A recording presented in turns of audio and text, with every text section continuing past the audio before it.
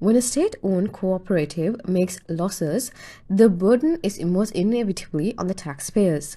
Recently, the Ministry of Finance declared that 52 state-owned business enterprises incurred a total loss of Rs 744.6 billion in 2022. Failing state cooperatives often become a burden on public finances. The government may also need to allocate significant resources to cover losses and also sustain operations, and as the country that is plunged in an economic crisis, we can't afford to incur such expenditure. The solution to overcome such a downfall would generally be to inject private sector efficiency to these entities. Privatization can relieve the fiscal burden by transferring the financial responsibility to private investors to convert the enterprise around and making it profitable. Whilst there are, however, drawbacks and benefits of privatization, if the process is carried out in a just manner, there is a greater chance of it being a success as opposed to the collapse of these entities. Potential drawbacks include the risk of job losses, the need for appropriation regulation to ensure fair competition and prevent the concentration of market power. It is also important to conduct thorough evaluation and implement proper mechanisms to ensure the privatization process is transparent, fair, and ultimately benefit to all stakeholders.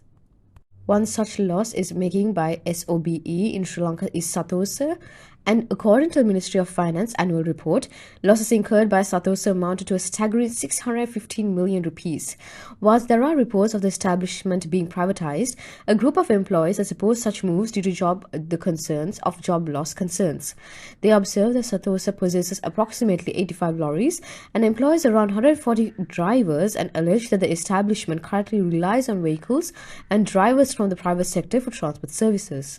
However, privatization can offer better incentives for employees and also improve job security, as private companies may introduce performance-based pay structures, and it can also in turn contribute towards persevering jobs that may otherwise be lost if the cooperative continues to struggle financially.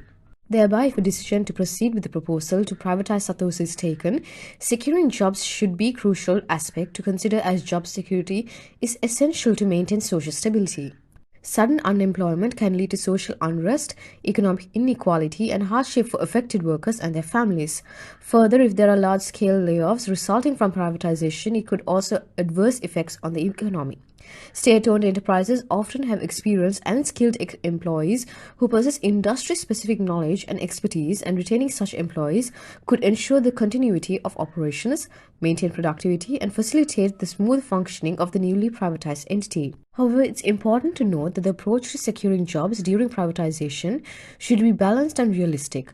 The private sector's efficiency and competitiveness may require restructuring and adjustments to the workforce. In some cases, workforce layoffs may be necessary to improve the viability of the privatized entity. Therefore, strategies such as retraining programs, job placement assistance, and social safety nets can help mitigate the impact on affected workers and facilitate their transition into new employment opportunities.